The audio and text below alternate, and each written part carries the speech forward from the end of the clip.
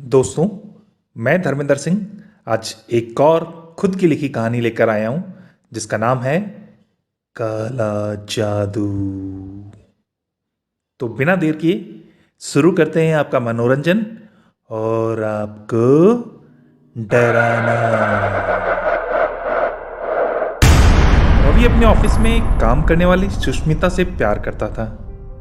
Sushmita NRI थी जो किसी प्रोजेक्ट के सिलसिले में 1 साल के लिए इंडिया आई थी। उसके पापा साउथ अफ्रीका में जानवरों से रिलेटेड कोई बिजनेस करते थे।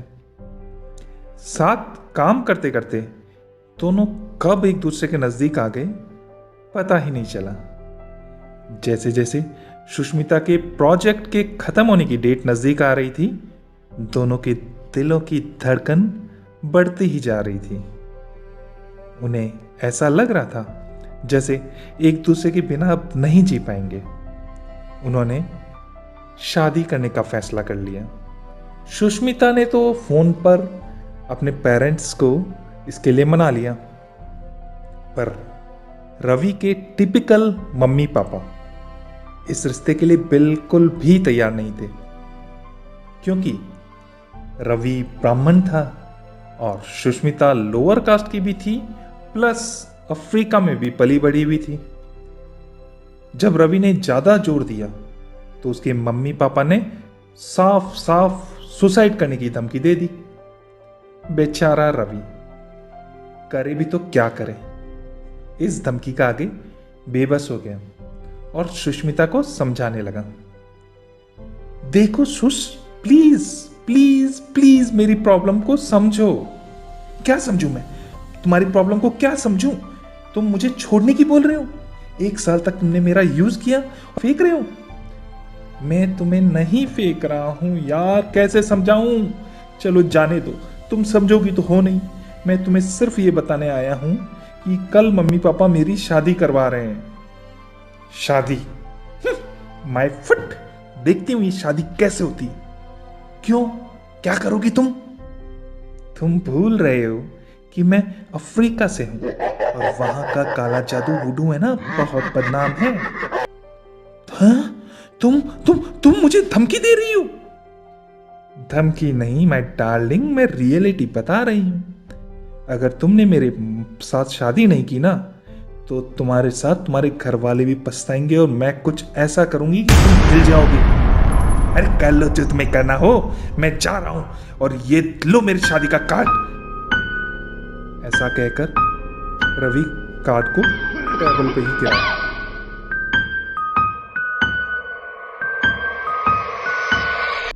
उसके जाने के बाद सुष्मिता बहुत रोई, फिर उठी और अलमारी में से एक रुमाल और बालों का एक छोटा सा गुच्छा निकाला।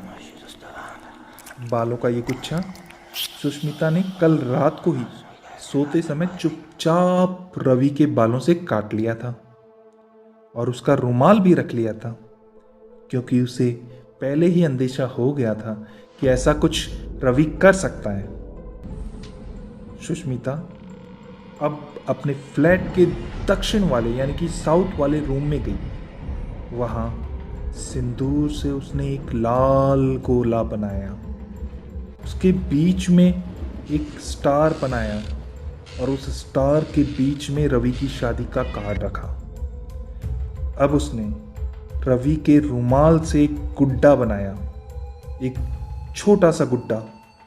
फिर वो जो बालों का गुच्छा था उसमें अपने खुद के 4 बालों को तोड़कर उस गुच्छे में जोड़ दिया और फिर उस गुड्डे पे लगा दिया और उस गुड्डे को उस कार्ड पे बैठा दिया। अब उस लाल गोले के चारों तरफ मोमबत्तियां लगाई। वहां बैठकर वो कुछ मंत्र पढ़ने लगी और हाथों में सिंदूर और चावल लेकर उस गुड्डे पे फेंकने लगी। इधर रवि अपने घर वालों के साथ शादी करने की तैयारियों में बिजी था और शादी वाले दिन जल्दी उठा। उसकी माँ उसके लिए ब्रेकफास्ट बना कर लाई थी। वो दूध पीने ही वाला था कि उसकी नज़र दूध में पड़े बालों पे पड़ी। वो माँ पे चिल्लाते हुए बोला, क्या माँ यार, अब बालों को बांध कर नहीं रख सकती? देखो दूध में भी बाल गिरे हुए हैं। बेटा, अब बुढ़ापे में कहाँ ध्यान रहता है, पर चिंता मत कर, आ रही है ना तेरा ध्यान रखने वाली, उसके बाल बंधवा कर रखना। माँ ये कहते हुए हंसती हुई चली गई। शाम को जब रवि ने तैयार होते टाइम शेरवानी पहनी और जेल हाथ में लेकर अपने सर पर लगाने लगा, बालों पे लगाई ही था कि उसके हाथ में अचानक से बालों का गुच्छा उखड़ कर आ गया और वो हिस्सा गंजा सा दिखने लगा। रवि घबरा गया। उसने इधर उधर देखा कि किसी की नजर उसकी तरफ नहीं थी। उसने जल्दी से साफा उठाकर अपने सर पर रख लिया ताकि गंजापन छिप जाए। बाद में बारात जब लड़की वालों के घर पहुंची और तोरण के बाद चावल फेंकने की रस्म हुई, तो रवि एकदम से पीछे हट गया। उसे लगा कि जैसे चावल की जगह लेडीज उस पर बड़े बड़े पत्थर फेंक रही हो। खैर, जैसे तैसे उसे समझाकर फेरों में बैठाया गया, पर लोगों में कानाफूसी शुरू हो गई थी कि लगता है लड़के की दिमागी हालत सही नहीं है। इधर सुष्मिता, जो पिछले 24 घंटे से लगातार पूजा कर रही थी, उसने गोले के चारों ओर लगी मोमबत्तियों में से एक मोमबत्ती को उठाया और उससे गुड्डे के एक कोने को सुलगा दिया। गुड्डा थू थू थू कर चलने लगा और सुष्मिता जोर जोर से मंत्र पढ़ने लगी और बोलने लगी, स्वाहा स्वाहा स्वाहा। ठीक इसी समय हवन कुंड के सामने बैठे रवि को आहुतियां देते देते घुटन सी महसूस होने लगी। उसने अपने साफे को निकालकर फेंक दिया और हवन कुंड में से जल्दी से एक जलती हुई लकड़ी को उठाई और खुद को आग लगा दी और जोर जोर से चिल्लाने लगा, स्वाहा स्वाहा स्वाहा।